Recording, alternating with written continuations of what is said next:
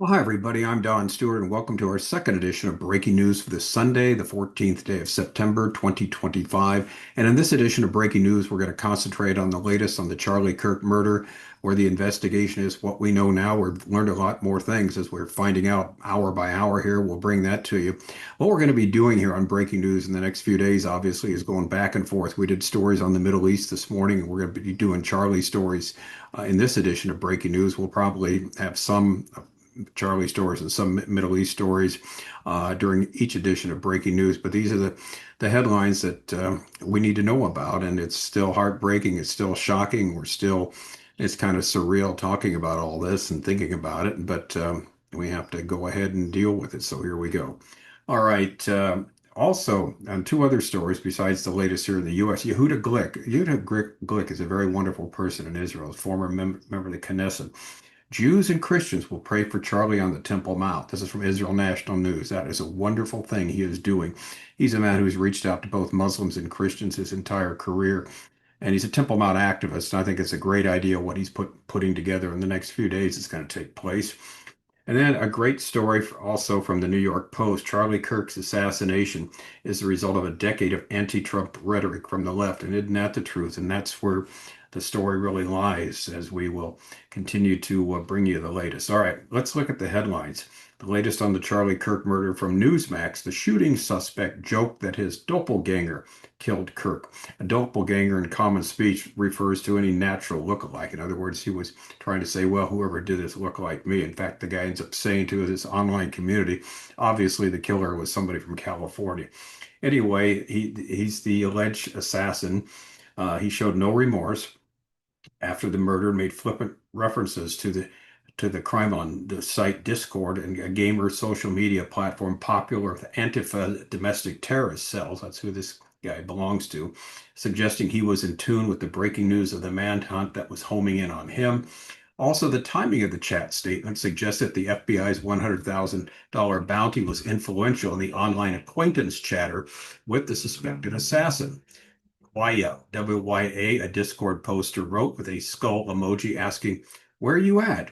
and tagging Tyler Robinson's online handle when enhanced photos were released by the FBI on Thursday morning. A $100,000 reward was announced, the New York Times reported. Basically, he said, no, it was a doppelganger, someone looked like me. Obviously, the shooter was from California, and obviously now we know it was him from Utah. Now, what's also interesting, we've had some other stories. The partner of the Kirk assassin is confirmed as transitioning from male to female. This is who he lived with. Neighbors saw them holding hands and kissing, so there's a romantic relationship between Robinson. He's the murderer. I don't say alleged murderer. He's the murderer of Charlie Kirk, as well as his boyfriend turning into a girlfriend now, I guess, with what's going on. So that's been confirmed now by a number of sources. We also know that the killer is uncooperative with the police. He's not talking at all, and he's under special watch in jail. I guess he's under suicide watch, as you can imagine. Anyway, there's unconfirmed reports, and this is an interesting story, that others knew what the murderer was going to do before he committed the act. Now, these are unconfirmed. To what degree did anybody know? We're not sure.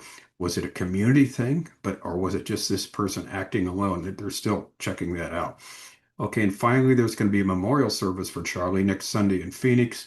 Um, Boy, I'm sure the stadium will be filled. It holds some 60,000, and you can imagine how many people will flock there, and how many people will probably have to watch it outside on big TVs, because it's going to be huge. So that's coming next Sunday in Phoenix. All right.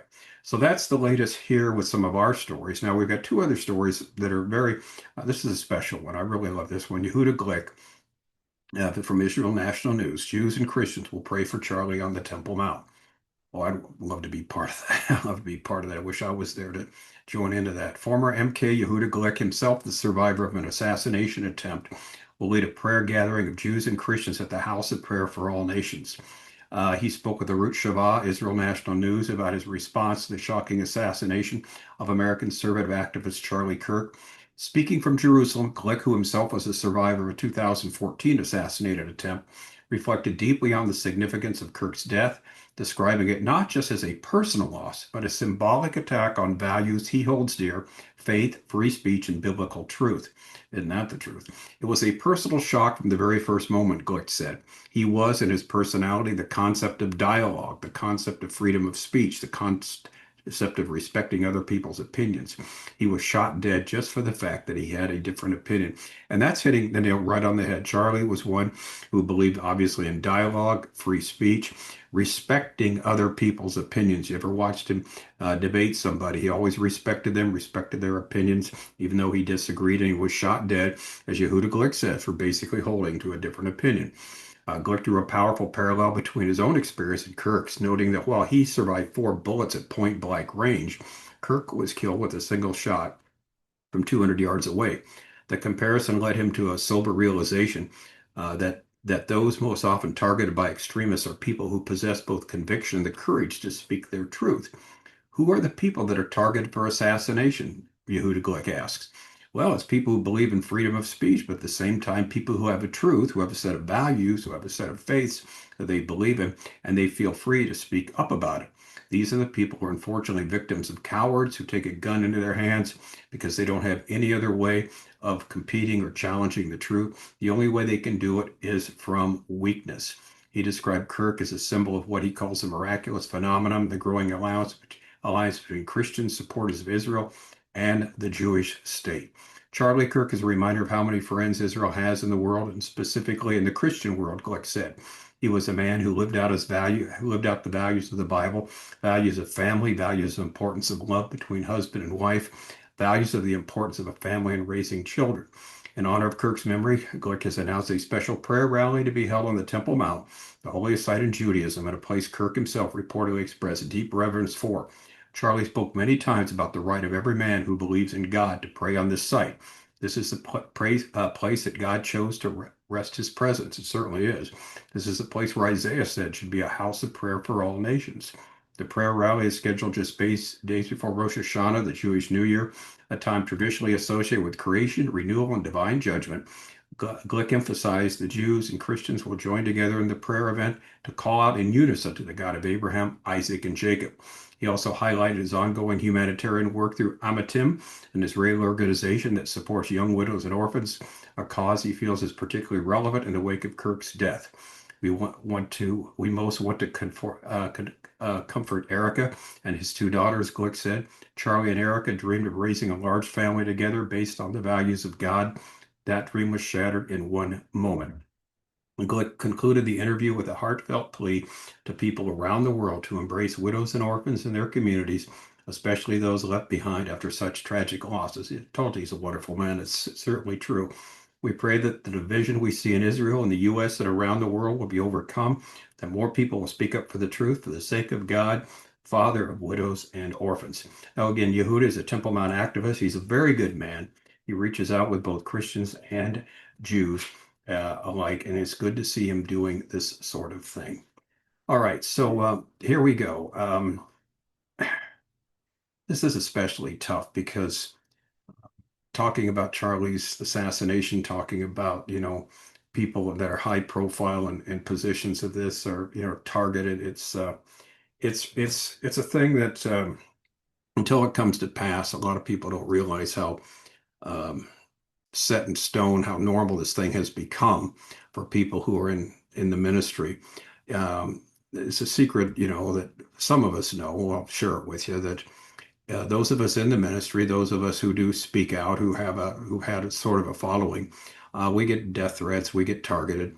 It was probably, I haven't spoke since I had the heart attack. I've only a couple times publicly since I had the heart attack 4 years ago. But in the previous 10 years, I couldn't go anywhere to speak without someone, as soon as I got to the church, saying, here's your security. There were always armed security with me every second of the way. And it was shocking when that first happened. I remember Jeff Johnson's church, Calvary Chapel of Downey, about 15 years ago when he said, this is your security guy. I said, what do I need a security guy for? He said, just trust me, you do. And I found over the years, unfortunately, many of us who are in the ministry have had to have security with us at all times because there are people out there who want to take out those of us who speak the truth about God, about Jesus Christ, about the gospel. And of course, we have a love for Israel too, just like Charlie did. We proclaim that. We proclaim God's not finished with them. We love the people of Israel. Like we've mentioned here before, I've been there 18 times. I've led about a dozen tours there. And it's been one of the highlights of my life going there and watching what God has done amongst the descendants of Abraham, Isaac, and Jacob. So anyway, it's sad that the world's come to this sort of thing, and it's only getting worse now. Obviously, that anybody who's sort of high profile has got to worry about some kook taking you out for whatever the latest reason is. Because before it was something, like I said, when I first started getting these security people around me, this is incomprehensible to me. Why would anybody want to gun me now? And then over the years, you find out there's a lot of people out there who would like to do that. Anybody who's speaking the truth. And as we get closer and closer to the time of the end, it's only going to get worse and worse. All right. Headline number three kind of says also great headline from the New York Post. Charlie Kirk's assassination is the result of a decade of anti-Trump rhetoric from the left. Uh, Excellent editorial. A predictable reaction to the horrible murder of Charlie Kirk among legacy media outlets has been to condemn the ugly tenor of America's political debate and call for a timeout. On its face, the police sounds reasonable enough, but it rests, and this is so true, it rests on the false idea of both sidism, as if the left and the right are equally to blame for the frightening rise of political violence. Count that as another big media lie and a repugnant effort to obscure the actual source and motivation for the assassination scourge. They're not two sides contributing to the horror and equally responsible for it.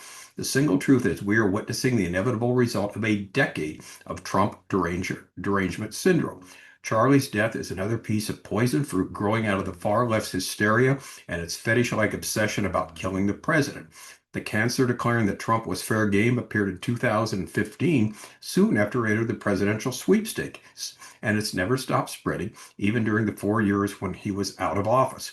Now it is clearly metastasized to where Trump is not the only target and words are not the only weapons. The accused killer of Kirk, Tyler Robinson, was deeply indoctrinated with a leftist ideology, according to Utah Governor Spencer Cox. Robinson, a stellar student in high school, dropped out of college just after one semester and seems to have gotten drunk on the social media Kool-Aid about all the evils of Trump and Kirk and everyone who subscribes to any conservative principles. The penchant for calling Trump the devil incarnate has put a target on his back and given would-be assassins a license to kill and others in his circle. Even among otherwise intelligent and decent people, the president is often declared to be the second coming of Hitler, a fascist, an authoritarian, a despot, and a power-mad dictator. These are among the vile words Democrats and their media running dogs, including the New York Times, the Washington Post, vomit out around the clock. And again, so true. Their hyper caricatures of the man and fanciful distortions of his motives have helped turn political disagreement into a license to kill. Recall how from the start of Trump's first term, celebrities, the so-called comedians, openly fantasize about beheading him, with Madonna saying publicly she dreamed of bombing the White House.